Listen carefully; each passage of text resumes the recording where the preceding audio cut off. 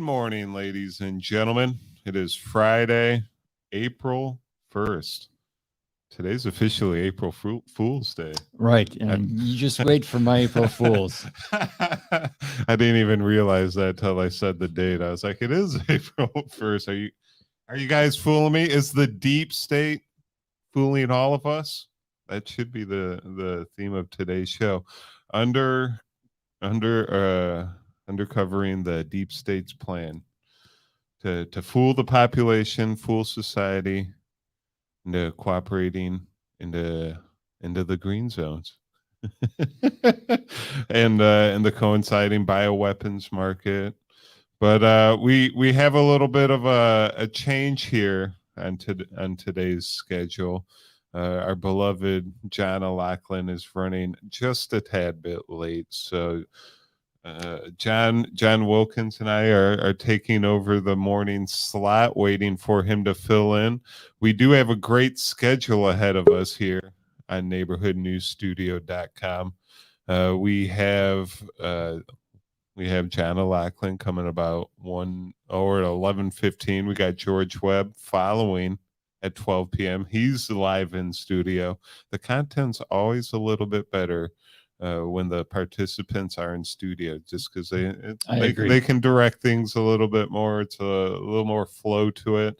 And we have another episode of Protect the Nest coming on at 4 p.m. or 2 p.m. tonight with Amber Connor, Tara Starr, and Carol McIntosh, our West Coast Mongolian journo. But while we wait for John just appeared. Oh no, while we wait for John to come into the show, we got a little video here of George P. Schultz. Why don't you set it up while I get the video ready, John? All right, continuing on John O'Loughlin's series on synarchists and how the synarchists were instrumental in setting up what is currently being called the rules-based order. I thought that this would be a good intro, at least 5 or 10 minutes to hear George P. Schultz himself talk about how he sees the world and what we can expect in the years coming. This video is back in, I think, 2013, but it sets the stage for what John's going to talk about a little bit later. My old friend and my former boss, George Schultz, here in Washington. I'm told this is the 7th time he has spoken at the council.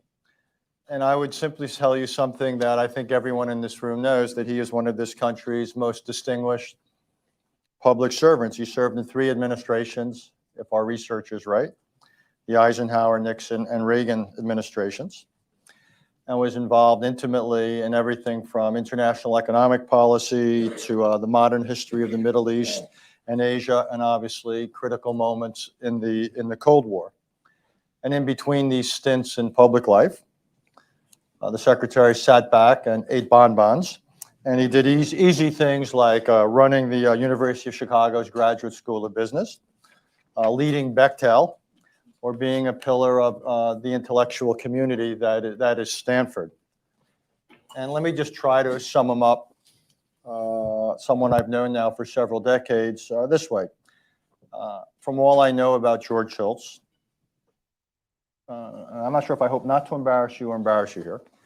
He's a gentleman of principle, of integrity, of conviction, of curiosity, and of loyalty. And I've been around enough to know that such packages are as rare as they are valuable. Just want to also add one housekeeping note before we get started, that tonight CFR members from around the country and went through a few tough times together, worked them through. So there's a little bit of a reunion quality, at least with many of you. So I'm very glad to see you all. If all of those of you who are nostalgic for the good old days of interagency meetings, here's your chance. I'm sure you miss them as much as I do. Let's start, if you will, where we are now. And here we are, we're, 12, 13% into the new century. But most of your career was really done against the backdrop of the 4 decades of the Cold War. What's your sense of the character that's beginning to emerge? It's now been really 25 years essentially since the end of the Cold War, since the end of the other era, and you were there at the end of it.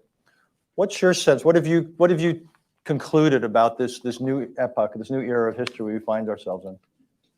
Well, let me set the strategic challenge that we face as I see it.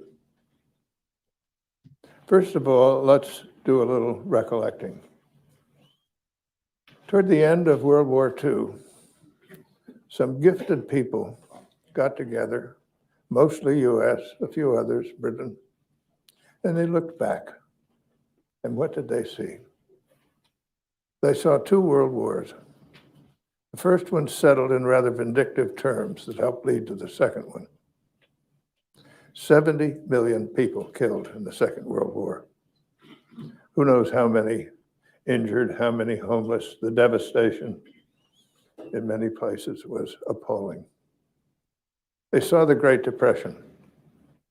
They saw the protectionism and the currency manipulation that aggravated it and made it work, and also kind of enhanced the nationalistic feelings that were rising.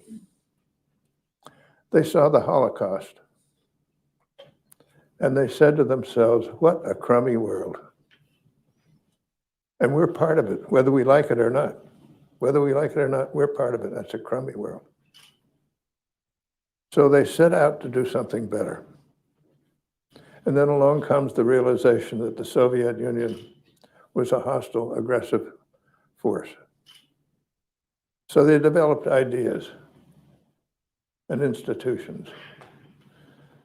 They created the International Bank for Reconstruction and Development, now the World Bank, but initially it was for reconstruction, the IMF. They created the idea of containment and NATO.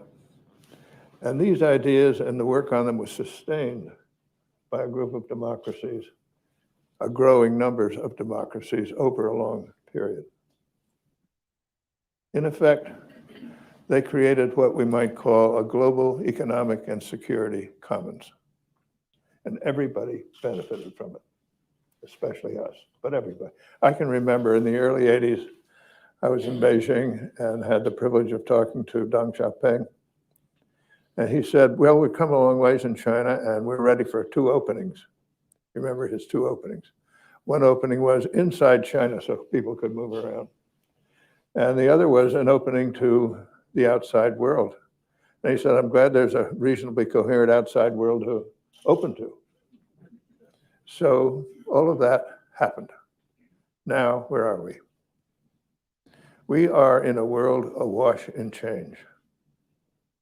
And we have to be very careful that it doesn't just become chaotic. The global economic and security commons is coming apart at the seams.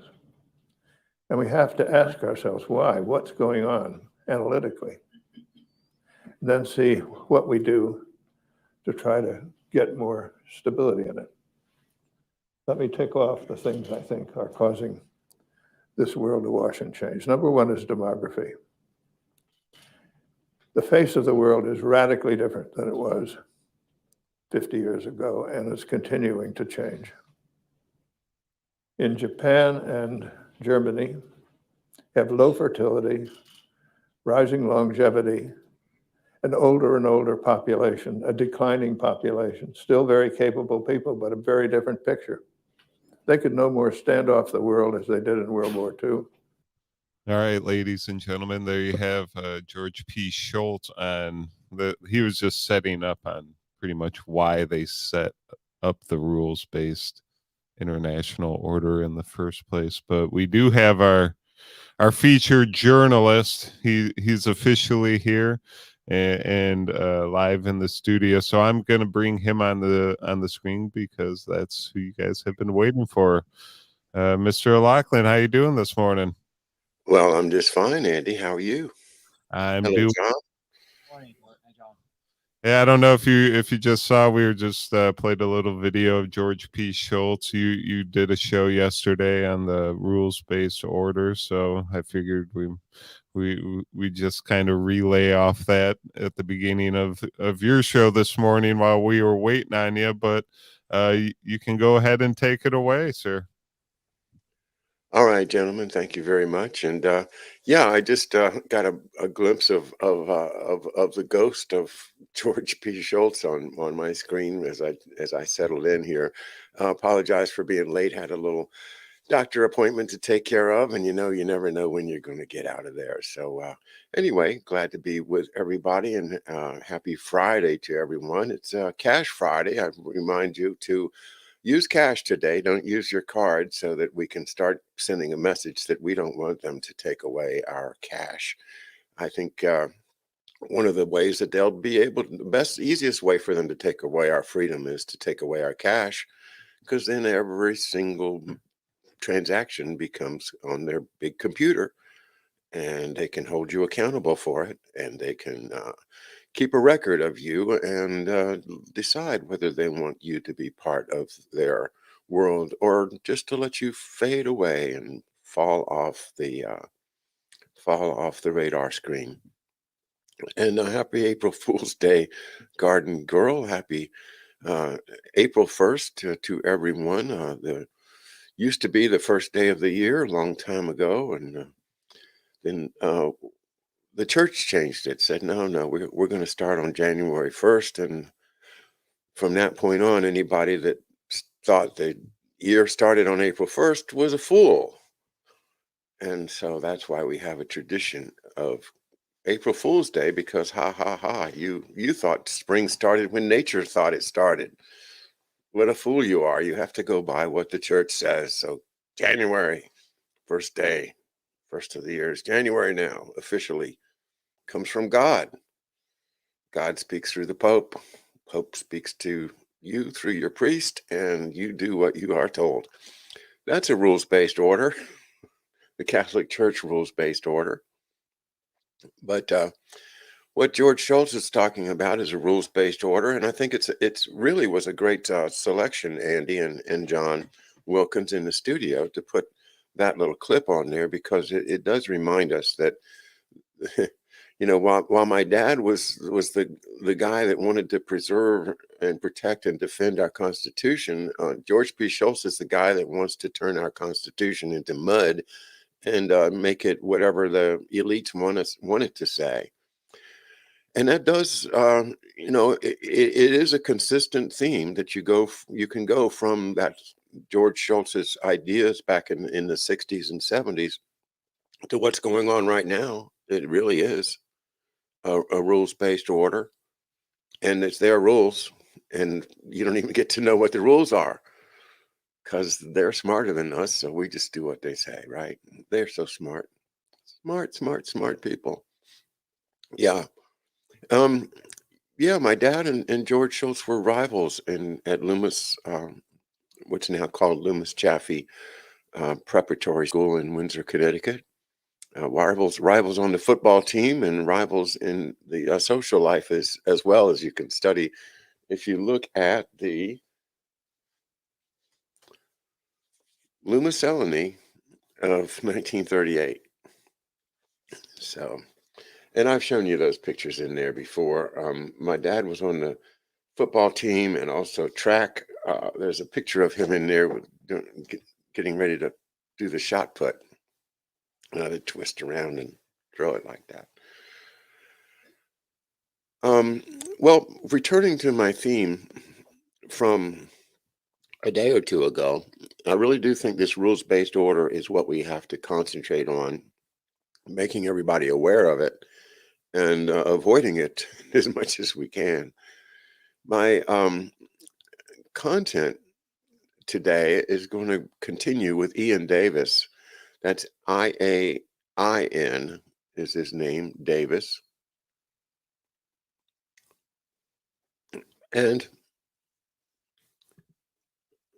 his essay that is at Unlimited Hangout, called Technocracy, the Operating System, is what I was reading from, and I want to pick up where I was. and just make some reading and comments this morning on this essay at Unlimited Hangout, February of 2022. And it's called Technocracy, the Operating System for the New International Rules-Based Order by Ian Davis. And we were talking yesterday about, or the day before, I can't remember which one, the claimed justification for the new domestic terrorism unit working alongside the U.S. Justice Department's National Security Division was created to combat the growing threat of extremism, which apparently includes anti-government and anti-authority ideologies. To question either authority or government is an extremist position, according to the U.S. Justice Department and the Department of Health of Homeland Security, DHS. There is no room for freedom of speech in the government's extremist ideology. Without freedom of speech, U.S. democracy is finished. Well, that's right. Without freedom of speech, U.S. democracy is finished. The rules-based order quashes freedom of speech. So do you want democracy or do you want the rules-based order? Similarly, in New Zealand, Prime Minister Jacinda Ardern, a World Economic Forum young global leader, admitted her government's intention to ignore people's inalienable right to roam unless they submitted to vaccination. So too with the European Commission, whose EU digital COVID certificate limits freedom of movement only to citizens who have the right pharmaceutical products injected into them. These vaccine certificates are the gateway to full digital ID for all compliant citizens. Speaking in June 2021, the president of the EU Commission, Ursula von der Leyen, said, quote, "We want to offer Europeans a new digital identity, an identity that ensures trust and protects users online. It will allow everyone to control their identity online and to interact with governments and businesses across the EU," unquote. In other words, the EU citizens' vaccine status, which will form a key part of digital identity per EU plans, will also be required for them to access goods and services. Without the appropriate authorization, they will be excluded from society. Isn't that amazing? Isn't that amazing that without, just all they have to do is keep the program going, and the COVID IDs will turn into permanent digital IDs, and then you'll have your tracking and your social credit score, and that will determine whether or not you're able to buy anything or go to any events or even leave your house if you don't have the right social credit score. And that's being tried out in China right now, has been for years. I mean, they've been doing this in China for years. Not everywhere, not the whole country, but those that they can easily control, in Beijing in particular, and the port cities, the cities where business and people are able to make money. Well, they're going to be under surveillance. They're going to be under control. I don't want to be under control. Between George P. Schultz and McDuff, which do you pick? I pick McDuff every day, because McDuff doesn't want to control you. He wants you to be happy, to be free, and to enjoy the benefits of being born in this incredible biosphere that we are lucky enough to inhabit. Don't foul the nest. Don't mess up our biosphere. But that's part of it, and I'm speaking off the cuff right now, but part of what they're doing is telling us that nature is bad, and you shouldn't go out in the woods. Don't go out by yourself. Make sure that you have somebody with you. Don't have don't risk going out there because you might get bit by a tick, for instance, which is real. I mean, I don't go in the woods. Here in this beautiful island, we have some woods. I used to walk our dogs in the woods. Then one of them got Lyme disease, and I thought, well, this is just ridiculous. We can't go in the woods anymore because our dogs and ourselves will get bitten. We'll get Lyme disease, and it's just too high a risk. I'm just sometimes wonder if they didn't invent Lyme disease just to start weaning us off of nature, so that we couldn't just go out and enjoy a day going out camping or heaven forbid, live off of nature. Down here, that's what they did. In Mystery Island, the people that lived here lived off of nature, fishing, hunting. And while you might think, well, that's a terrible thing to do to the animals, on the other hand, we didn't make this world. This world is a place where we have a great privilege to exist for a while and breathe in and out and try to enjoy our lives for this brief time that we're here. And the only way I can enjoy it is to try to keep it safe and free for the next people. I want it to be beautiful for the next generation. I want them to look back at us and say, wow, you guys cleaned up the mess after World War II, so we could live peacefully and calm and free and breathe air and walk in the woods and travel whenever we want to, go to the beach, go to the mountains, and not lock us down under what I consider to be completely false pretenses, because there never was a legitimate pandemic. And what we have now is basically a bunch of people that have flu symptoms getting diagnosed as if they have some horrible, horrible disease. But that's all just speculative. We don't know. What we don't know is, killing us. What we don't know shouldn't be killing us. We should be able to confront unknowns.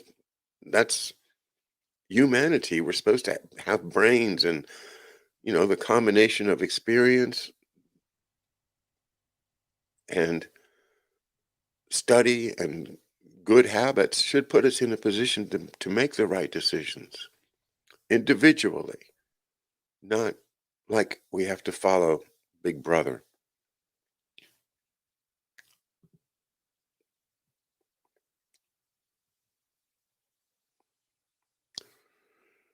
Just check with you guys on the chat for a moment.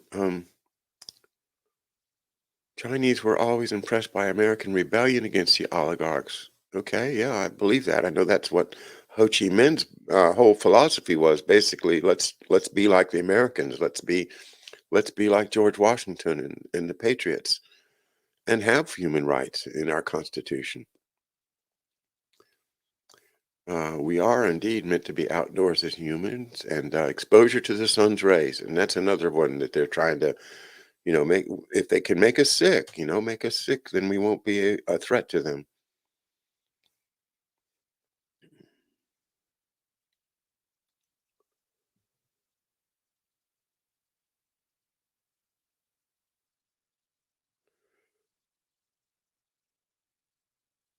We didn't clean up the mess after World War II. That's true, we didn't. But what I'm saying is we could be the generation that does that. I mean, of course, my generation, we're fading out. But people of Andy's generation, John, Mark Kulak, and then all of the young people that are getting attracted to what we're doing here at Neighborhood News Studio, and that is trying to tell the truth and peel back the layers. That's what young people like. They love to see behind the curtain. It's like, oh yeah, show me what's really going on in this world. I want to see that. We've got to have the young people keep that curiosity going, keep that sense of, wow, what's really going on? I need to know.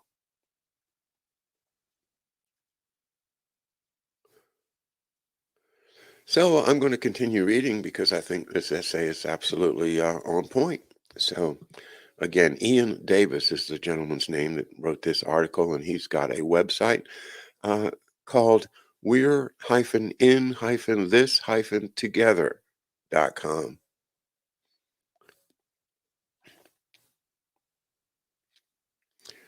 Recently, some governments have appeared to backtrack on their vaccine passport plans. This is simply a brief cessation in the face of mounting public protest. Uh-oh, yeah, that's right. We think, it's over, but no, they're beating the drums in the background. They'll be back out with another scare. Another big scare is coming. You can bet on it. The commitment to digital identity controlling every aspect of our lives is inherent to the UN's Sustainable Development Goal 16.9. You guys know about the SDGs? Well, if you know about the WEF, you got to learn about the SDGs. These are the Sustainable Development Goals, and they will govern the decisions of banks whether to lend money to a prospective business or not, whether governments will allow something, a particular type of enterprise to exist at all. All of that is going to be decided not by the voters, not by the county council, not by the governor, and not by the president. It's going to be decided by the authorities of the World Economic Forum, which consists, of course, of the great experts in the world, and we can rely on the quote-unquote experts, right? They're never wrong. That's why we give all the pharmaceutical companies immunity from prosecution, because why bother since they're never wrong anyway? Make sense? None of these policies indicates an underlying belief in freedom and democracy. Among the Five Eyes nations and across the EU, all we see is a commitment to authoritarian dictatorship. In the UK, where Truss is a leading figure, and she is a spokesman for the UK government, Elizabeth Truss, plans for a dictatorship are at an advanced stage. What? In the UK, plans for a dictatorship are at an advanced stage? In the UK? Wait a minute. Don't we love the UK? Don't we love our mother country? And sweet little Queenie, you know? Gosh, the nobility of Great Britain is just such a bunch of cute people. They're so charming. And they wear the greatest outfits. And they have great music and soldiers. And I mean, who wouldn't like the United Kingdom? Well, if you want to live in a dictatorship, sure. The UK state has exploited the pseudo-pandemic to progress and enact a slew of dictatorial legislation. The Covert Human Intelligence Sources Act of 2020. What? The Covert Human Intelligence Sources Act empowers the state to commit any crime it likes and removes all legal liability from its operatives. The Police, Crimes, Sentencing, and Courts Bill effectively outlaws all public protest. And while currently stalled in the House of Lords, after the House of Lords rejected the bill, some minor amendments will almost certainly see it passed into law. The Online Safety Bill, when enacted, will end freedom of speech online, and the proposed changes to official secrets, counter-espionage, and counter-terrorism legislation will remove the journalist's defense of acting in the public interest, effectively ending whistleblowing and investigative journalism in the UK. All of these tyrannical changes are exemplified by the UK government's proposed Human Rights Act reforms. Their press release demonstrates how their claim of respecting individual rights, freedoms, and democracy is nothing more than propaganda designed to dupe an unsuspecting public. While they speak of diversity and a historical commitment to freedom, peppering their press release with fluffy sound bites, their actions belie their intent. They state, quote, the government wants to introduce a Bill of Rights in a way that protects people's fundamental rights while safeguarding the broader public interest. Oh, okay. So the needs of the many outweigh the needs of the few. Okay. What about the rights? The rights of the many outweigh the rights of the few? Well, that's what you're saying here. You're saying individual rights are going to fall and the public interest rights are going to be the only important question. The growth of a, quote, rights culture, unquote, has displaced due focus on personal responsibility and the public interest. Whilst human rights are universal, isn't that pretty? Human rights are universal. A Bill of Rights could require the courts to give greater consideration to the behavior of claimants and the wider public interest when interpreting and balancing qualified rights, not rights, just privileges.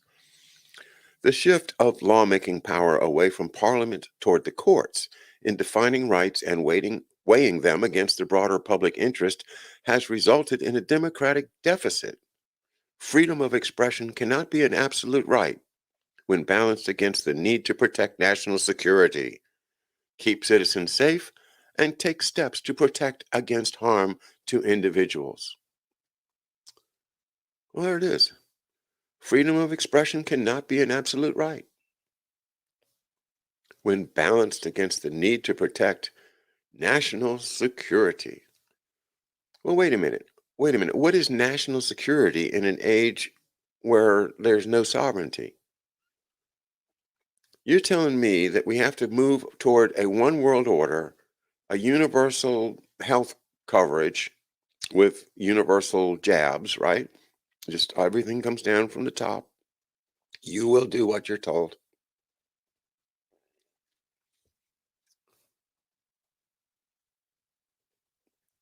And it's not policy set by the nation. It's policy set by the UN or policy set by the World Economic Forum or policy set by the Rockefeller Foundation or whatever think tank you want to put behind it, the Committee of 300, the Bilderbergers. It's them. They figured it out. They are the ones that are in charge of this. It is insulting to anyone's intelligence to read this sentence. Freedom of expression cannot be an absolute right when balanced against the need to protect national security. No. The reason we have nations is to protect individual rights. Sovereignty is granted by the people, not by God, not by the king, not by the emperor, not by historical precedents. Sovereignty in this country was created by the people in order to achieve the goals in the preamble to the Constitution. A more perfect union? Well, how many times have you heard that phrase, a more perfect union, and wondered, well, what could be more perfect than perfect? I thought that was already a superlative. But in those days, they wrote differently. They meant what they meant. They meant that the union should be gradually made tighter, more unified, a more perfect unity. And of course, that had to wait until the Civil War, and is still waiting, really, to decide between the two major economic systems, the agricultural and the manufacturing. One of the things I've wanted to draw out and I've emphasized in my own presentations is how the idea of agricultural agrarianism is it's semper eadem, the motto, the Latin motto, always the same. Semper, remember semper fidelis, always faithful. Semper eadem, always the same. EADEM. That means no, we're not going to put everybody in cities and make them work in the textile mills. we're not going to do that. We're going to continue, raising our crops and our animals and organizing our plantations in the most efficient way. And, the labor, the workers, the people that have to do the weeding, tend the crops, tend the animals, do the harvesting, all of that work. Well, those people, you can give them money, or you can just give them a nice place to live and free food and Sundays off. You know, what's better? Give them, the equivalent of slavery, but you know, make it easy and feed them well. As was we were saying the other day, in improving the lot of slavery. But once you say, well, we can, as Jefferson said, we slavery can be uh, ameliorated or made better.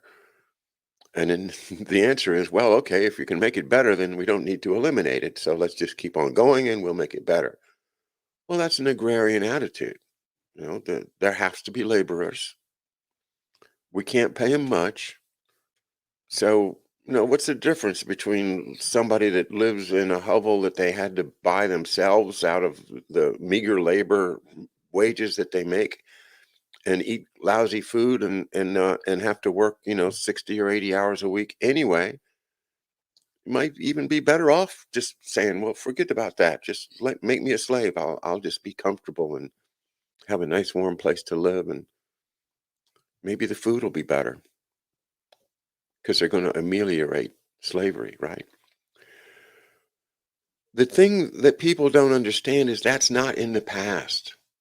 That is the mindset of the synarchy. It is the mindset of the nobility. It is the mindset of the rentier class, the class of people who think they come from a bloodline that absolves them of having to do any work. I'm a Sinclair, or I'm a Cabot, or I'm a Dulles, and I don't pull weeds. I have people to do that for me. Meanwhile, they're making sure that the rest of us are not able to have any help because we won't be able to afford it. And we'll end up being, gradually, us or our progeny will end up back in that serf world that they want. So we can't go back. We can't go back to Semper Eadem. But we can't go forward to caves of steel. What do I mean by caves of steel? Well, Caves of Steel is one of the first two science fiction novels by Isaac Asimov. I, Robot was one of them. It's not like the movie, and it's not like the movie that, if you saw it, that movie was a travesty of the work. It's worth reading. It is about a robot that thinks like a human, and his name is R. Daniel Olival, and R. Daniel Olival becomes partners with the human, the hero of the book. And I guess the idea is to see how humans and robots can work together and solve problems and anticipate danger. The second book is more of those two characters. It's called Caves of Steel, and in that you get the real picture of what these creeps, and I include Asimov as a creep. He's a very, very creepy character. They're envisioned, for the future. And what do they say? They say that people are going to live in these great big cities that are all enclosed. Sound familiar? And they call it Caves of Steel. And you can't go outside the city. You can go to the boundary and you can look out there and you can see the service robots out there spraying the fields or whatever they're doing. But they have worked this into the future of America, where you're not going to be able to go in the woods. You're not going to be able to go to the national forest and camp out anymore. You're not going to be able to even think about spending a week in nature. It's going to be off limits. You're going to have special extra privileges on your social credit score if you want to go to the woods, if you want to breathe air among the tall green trees where it's so sweet and fresh. No, you're going to have to breathe that city air.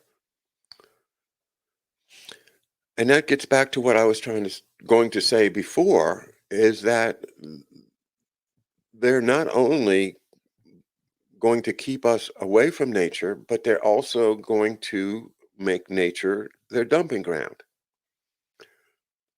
Right? I mean, look at the Chesapeake Bay. You know, all tragedies can be seen through through your own eyes. If you look at something close to you that is a disaster, and in my view, the Chesapeake Bay is example number one. For instance, you know, right out here, right off of Mystery Island here on the Potomac, when Captain John Smith, with his explorers,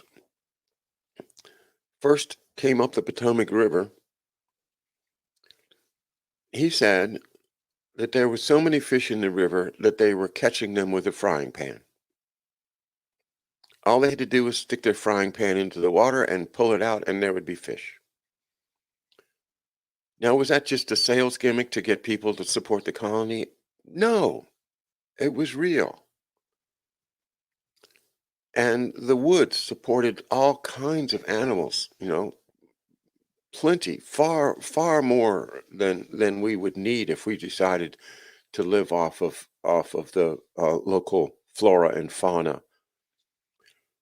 But no, we had to come in and clear everything and put our European animals in and destroy the environment for the natural way that the Indians had been maintaining it.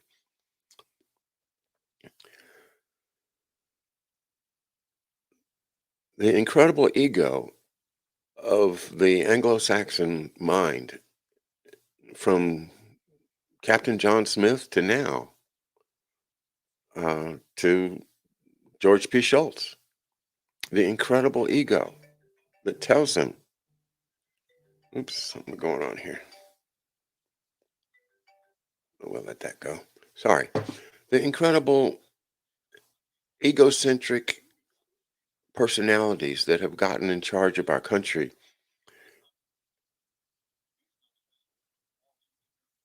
Oh, sorry. There we go. I think probably they were concerned about my car's auto warranty, and I thank them for their concern, but not right now.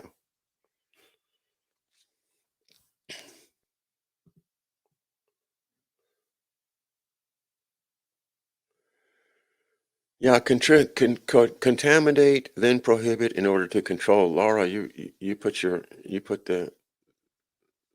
the nail on the head there. And green for thee, not for me. You guys see it. You see what I'm saying? The whole idea of humans becoming a commodity like sheep and cattle. It sounds like a little far-fetched, but don't stop thinking that way, because that's the way they're thinking. They don't think any of us have the brains that they have. They think we all are just dumb cattle and can be pushed around and, you know, done whatever they want to with us. And World War II should keep that in people's minds. How can anybody forget the Holocaust? And yet we forget the Holocaust. You know, because hey, we've because Russia, right? You know, Russia, China. Well, wait a minute. What about the Holocaust? Oh, wait, no.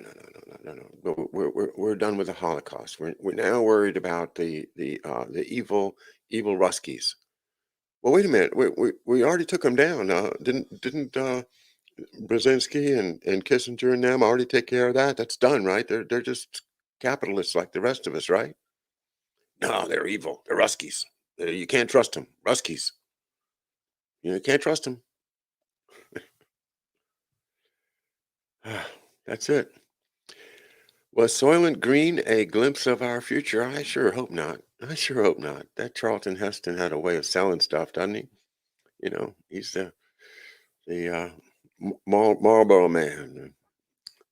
Yeah, trust us. We don't put any carcinogens in our cigarettes. Trust us. You know. Oh, that little bit of phosphorus that helps it keep burning. That's not gonna hurt you. Why are you even worried about it? Just smoke some more cigarettes. That's what we do. We're doctors. And you can see those old ads from the 50s and 60s where they say, "Oh, the doctors smoke. Why shouldn't you?" Yeah, JFK. What happened with JFK? Can we? Is there any chance we can wake people up to JFK? Well, they've put so many layers, so many thousands of layers on it. It's very challenging, but I'm working on it. This book is my next. I'll be reading portions of this. This is the actual Torbit document with an introduction, but it's called NASA, Nazis, and JFK. And you can see the crosshairs on JFK. And there's Werner von Braun next to him. Was Werner von Braun part of the assassination of President Kennedy? Sounds, why would he do that? He's a good guy. He talked to Walt Disney all the time. And Walt Disney, oh man, he was all about, making children happy, right? I don't know. I think Disney, if maybe Disney could fall, that would be a good sign. If the whole Mickey Mouse, creepiness, and I don't want to say too much more because I'll just get slapped down by the censors, but let's just say Disney should fall. Disney has been part of this creepy deep state psychological operation from the beginning. And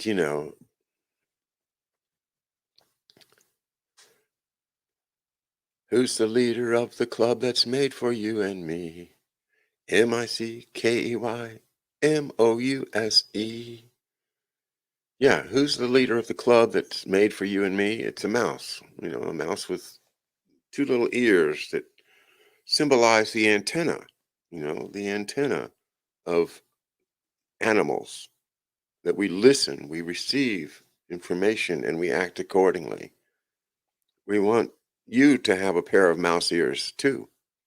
Please get your mouse ears and remember, you are a member of the club. You're in. You're one of us. And Tinkerbell and Coca-Cola will control your mind. Have another drink.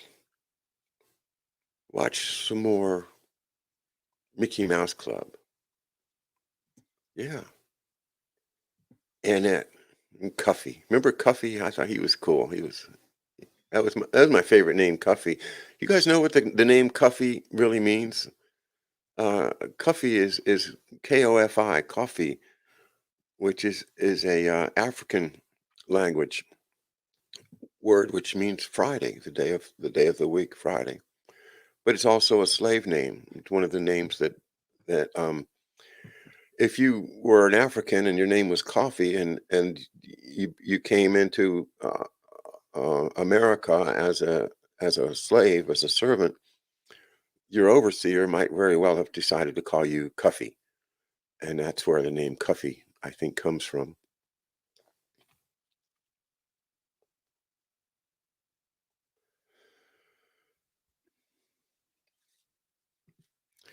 Technocracy, the operating system. While the UK states claims While the UK state claims that human rights are universal, they clearly aren't if they are qualified rights based upon whatever the government decides to be more important. Individuals pressing their rights in court has hampered the government's programs. Yeah, why in the world does Julian Assange have to take up all of our time in court? It's hampering our programs. This is considered to be a democratic deficit. Therefore, the new Bill of Rights will protect the government's power and authority over and above the freedoms of the people. The UK government will define national security. Protecting it as they see fit will override all individual rights. Freedom to roam, of speech and expression will not be tolerated by the UK state. Instead, a commitment to the public interest, safety, and protecting the population from some nebulous notion of harm will replace freedom and democracy. On both sides of the Atlantic and in the Five Eyes global south, a new system is emerging which facilitates what Mussolini described as the fascist state.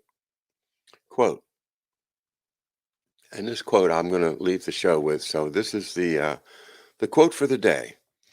The fascist conception of life stresses the importance of the state and accepts the individual only insofar as his interests coincide with those of the state. Liberalism denied the state in the name of the individual. Fascism reasserts the rights of the state as expressing the real essence of the individual. The fascist conception of the state is all-embracing. Outside of it, no human or spiritual values can exist, much less have value.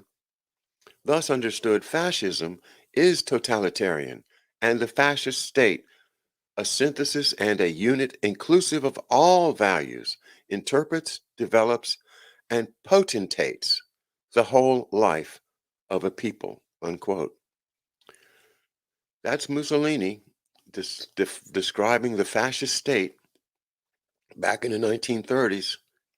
That was their dream. And that is the synarchist dream.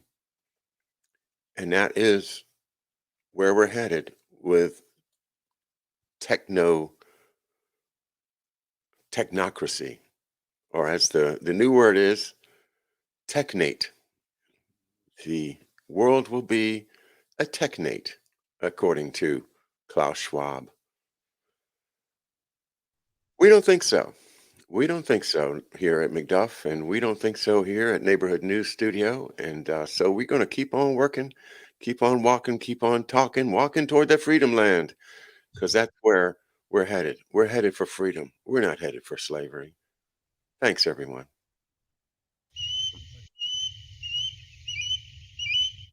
Well, thank you, John O'Loughlin, once again for kicking off today's show. You rounded out your second week here at Neighborhood News Studio, so thank you for